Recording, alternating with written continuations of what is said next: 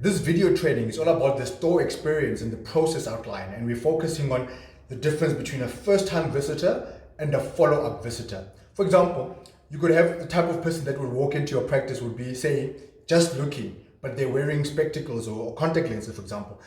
Sometimes the initial attitude would be very rude initially. They're in a hurry and quickly just popping in. They already have an idea of what they're looking for or what they need. And so they're looking for something specific, but they will not necessarily tell you, right? And so the response that is required, and it's like, this is what I would do. As you are looking, sir, I would like to inform you of the amazing specials and deals that we have at the moment. Compliment them, for example, on something that you see on them. Offer to clean their specs while they are looking. Be observant of what they picking up from the shelves and how it suits them. Ask them questions, for example, like, when was the last time you had your eyes tested? That pair of glasses, you only have that one pair of glasses. I see you've got a coating on your glasses. Engage them. And part of the engaging is asking them information. You want to get as much information as you possibly can. Is there anything specific that you had in mind? So I love the color on your frames. Is color something that you like a lot? And engage them. If they're especially open to talk to you, engage them. The action plan here is that you need to be ready to answer questions they might have on pricing and quotations. And so have them readily available. Know your products, know your pricing. Look at their current dress sense and look and offer something that will be an upgrade to what they're currently wearing. Listen very well to what they say.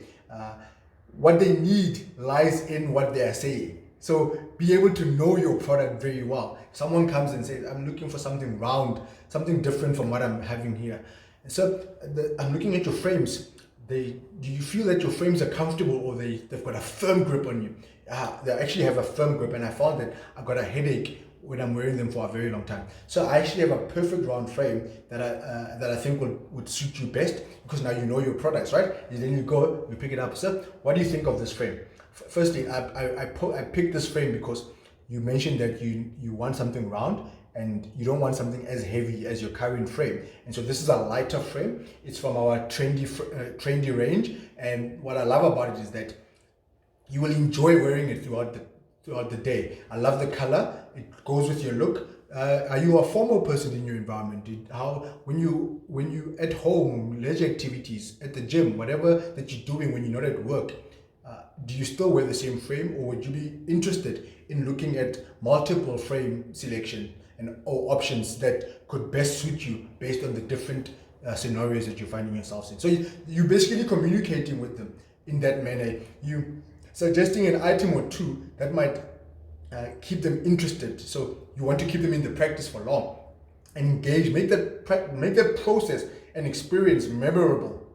That wow, this is different, and know your product, know features and clinical benefits of products, know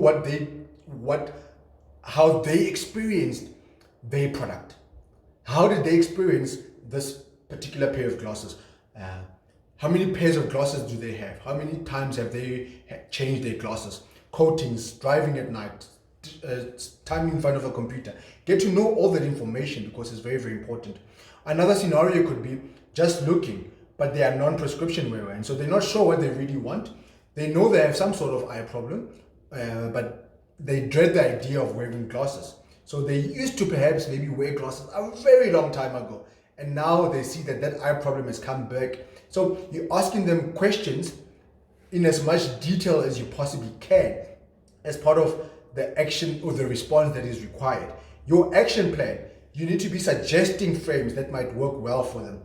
The key is in the answers that they give you. And so with this type of individual, secure appointments as immediately as you possibly can, and try to squeeze them in at that time. Remember, these people that are just looking, whether they are non-prescription wearer or a prescription wearer, they're looking at 2 or 3 other practices. So even if your diary is full and you can see that I've convinced this person of an appointment, why then would you say that the next availability is on Wednesday if today is Saturday? Try and squeeze them in at the earliest possible time. And you would have known where the gaps are, because you would have previously followed up with your patients that are coming in for that day or the next day. So make that time available, especially if you can see that you've already won this person over. Why then give them a week to them end up changing their mind? Secure the appointment as soon as possible. And with these people that say they're just looking, don't tell them stuff, ask them stuff. The more information they give you, the more then you are able to provide them with answers pertaining to the solutions that you have to solve the problems that they've identified or that they've alluded to in them giving you the answers to the questions that you are asking. And so someone presents with visual concerns or queries, for example, have specific complaints and they need to know the answers of what they can do pertaining to them. They go into the practice for the first time, and so they prioritize their concerns and give them the necessary answers that they need. Someone comes in and says, my eyes are dry, itchy. Remember in the module 1 when we were referring to case scenarios or situational examples? This is where the visual concerns and queries may come in. That a person might come in complaining about digital eye strain, dry eyes, not being able to see clearly for whatever reason.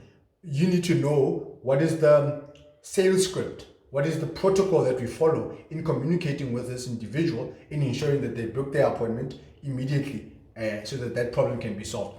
And so once they're comfortable with you, they'll be ready to make the appointment, right?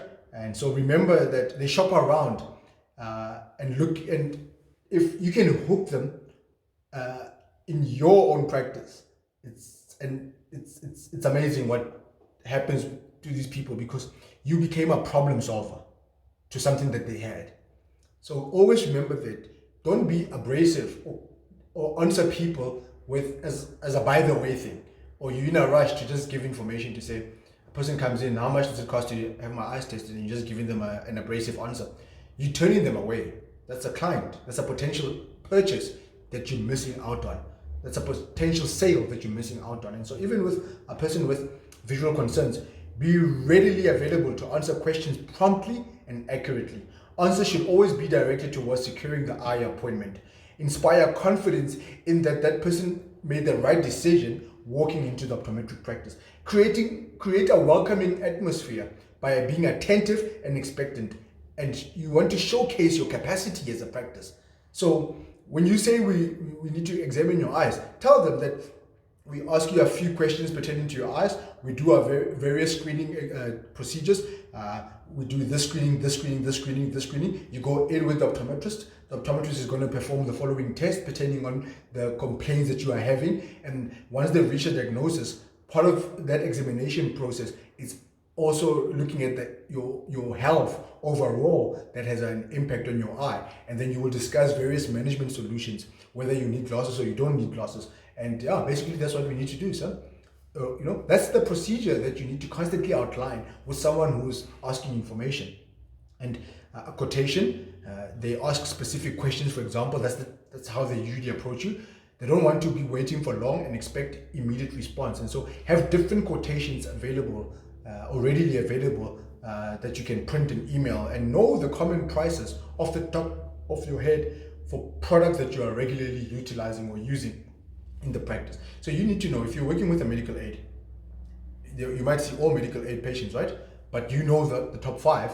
These are the top 5 medical aids that we see on a day-to-day basis in where the practice is located. You need to know the pricing and the quotations on the most common products: multifocal, basic ARC, multifocal, this type of multifocal with this type of basic anti-reflective coating, or intermediate anti-reflective coating, or more advanced anti-reflective coating. You've got the top 3 or 4 multifocals that we're normally prescribing in as a practice. These are the different lens options that lens coating options that we're putting on. If this multifocal goes with this frame, this is the price. If we're running a promotion and the person is getting 2 and the second pair is from the basic or generic frames, the upgrade of that particular lens to become a multifocal as well, you need to have a sheet or a booklet or a file with your pricing like that, and you study that every single time you have a gap. You need to be confident and competent when it comes to pricing and giving out quotations. And so part of doing the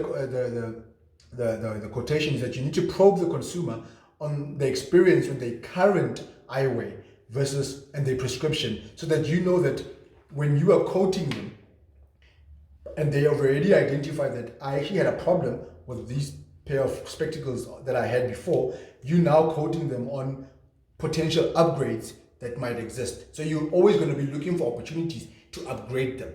So don't be giving quotations without having engaged the person on what was the experience with their current eyewear. Very, very important that you know what the experience in order for you to then upgrade them. For example, a patient, they have an immediate visual problem or concern, and so you want to explain the visual problems, the causes and the solutions in detail so that you can then secure that appointment immediately. You want to reassure them, you want to make them feel comfortable, you want to show them that you have their best interest at mind and that you are here to help them. Referrals, if they have a letter or if it was by word of mouth, secure the appointment immediately, create a worthwhile experience for them. And always remember, when you get a referral, pick up the phone and communicate with where you got the referral from and thank them for the referral. Always do that. Always pick up the phone and call the individual that was referred that particular patient to the practice. Now, with regards to the follow-up visitor, for example, customer, the initial attitude or action will be, do you remember them? Are their records in order? Have you checked their benefits? So responses required, always learn consumer names. That's very, very important. Mention something about their past experience. Show them how your services have improved from the last time that they were there. And so the action plan with customers, you're always building relationships with them. You're always looking for upgrade potentials. And most importantly, you're providing excellent service delivery to customers. Remember, customers are those individuals that perhaps only bought from you once before, or they got their spectacles from a different, from you, but years ago. And so this is a follow-up visitation. You need to make sure that the experience that they're getting this time around, it's better than the experience that they got before or last time that they were here. And that's basically what's important. Clients, on the other hand, their initial attitude or the initial action that they will have is that they always expect to be prioritized, right?